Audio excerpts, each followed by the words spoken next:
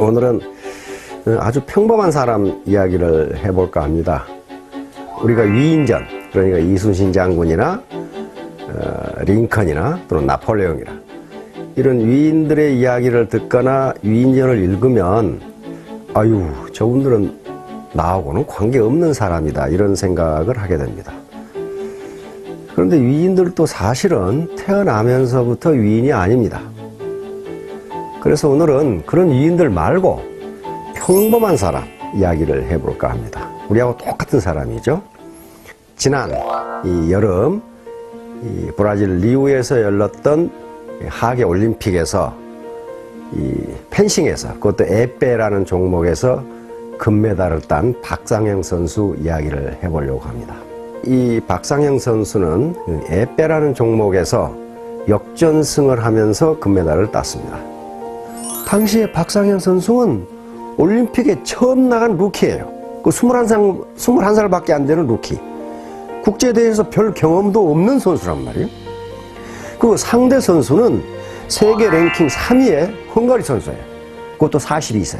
아주 백전노장이었고, 그러니까 세계 펜싱, 올림픽 펜싱 협회나 우리 한국 펜싱 협회에서도 도저히 불가능하다고 포기한 상태에서 15대 14로 역전이 일어난 거예요. 그러니까 이건 만약에 어떤 드라마 작가가 이걸 드라마로 썼다면 시청자들한테 되게 욕을 먹었을 것이라고 그렇게 이야기를 합니다. 말도 안 되는 구라를 풀었다. 에페에서는 그게 일어날 수가 없다는 거예요. 근데 그게 일어났어요. 그러면 이것을 우리는 어떻게 해석해야 되느냐 하는 문제.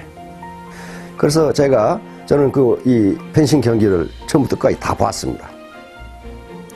그리고 그 뒤에 이제 박상영 선수가 인터뷰한 내용, 그리고 박상영 선수의 자라나온 이야기를 쑥 보니까 아, 이렇게 해서 이겼구나 하는 결론을 얻게 됐어요.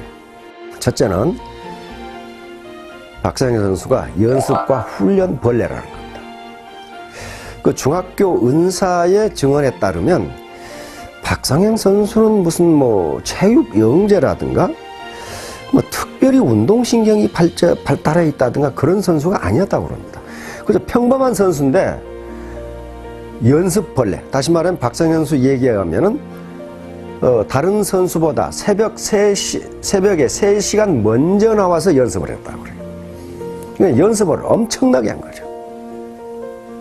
그러니까 이 위대한 자연법칙 중에 하나가 연력학 제1법칙이라는 게 있어요. 이건 에너지 보존의 법칙입니다. 다시 말하면 자기가 평소에 쌓은 노력은 헛되이 없어지지 않는다. 자기가 투입한 에너지는 헛되이 없어지지 않는다는 법칙이에요. 또 우리가 익히 알다시피 1만 시간의 법칙이라는 게 있습니다.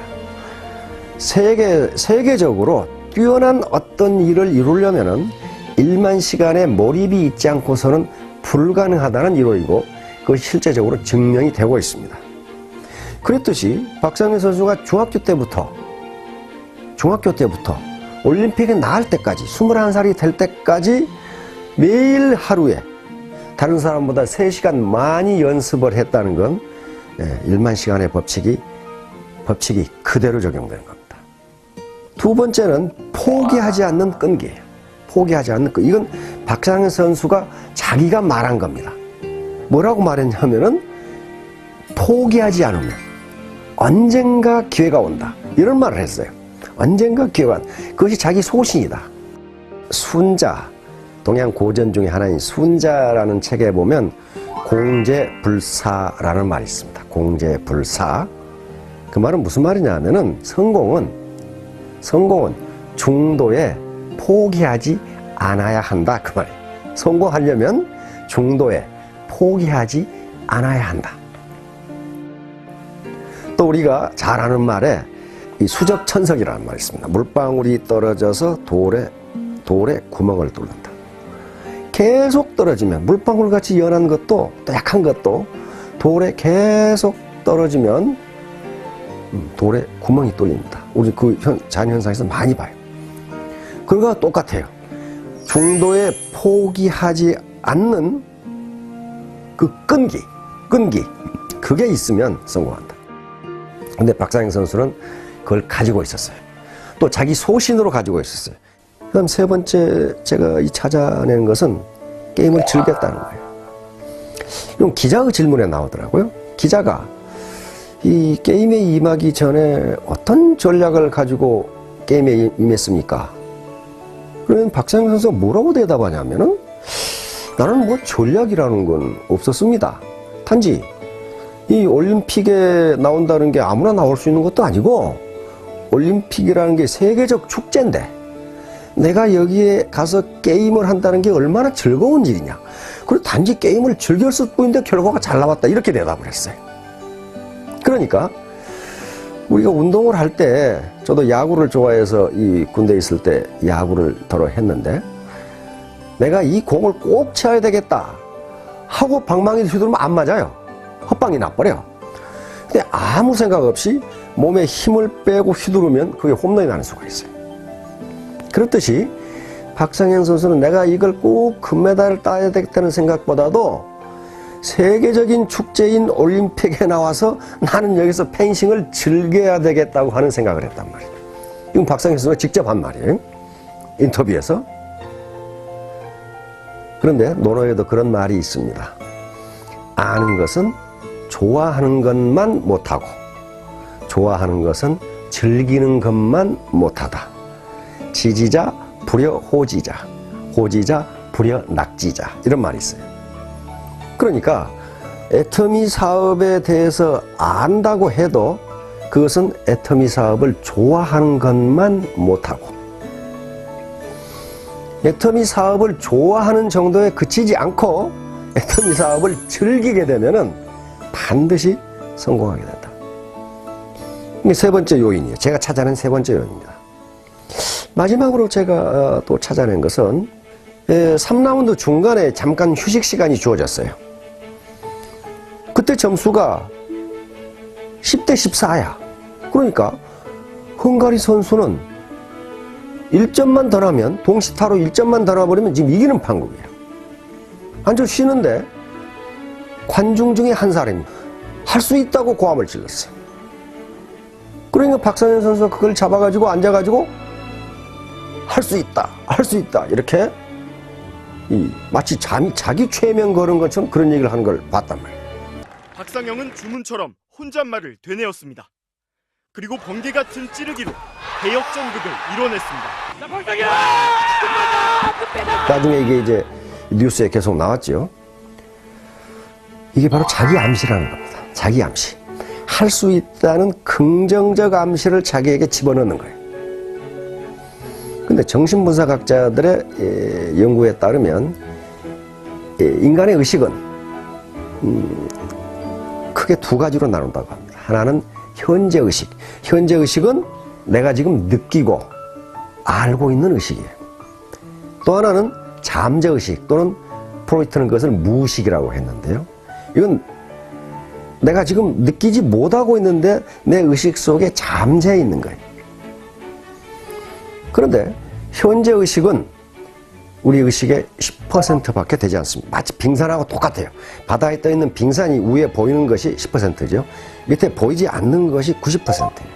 그와 똑같아서 현재 의식은 10%고 잠재 의식이 90%인데 현재 의식에 관계없이 인간의 행동, 그 의식은 잠재 의식의 명령에 따라서 움직인다고 합니다. 예를 들면 내가 애터미 원데이 세미나에 가야지. 현재 의식이 그렇게 생각해도 잠재 의식이 네가 거길 왜 가? 거기 다단계꾼들이 모이는 데야.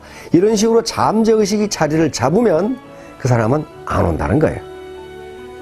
그러니까 모든 인간의 행동은 잠재 의식의 이 명령에 따라서 움직인다는 거예요. 그러면 그 휴식 시간에 잠깐 했는데 잠재 의식이 발동됐느냐? 그렇진 않아요.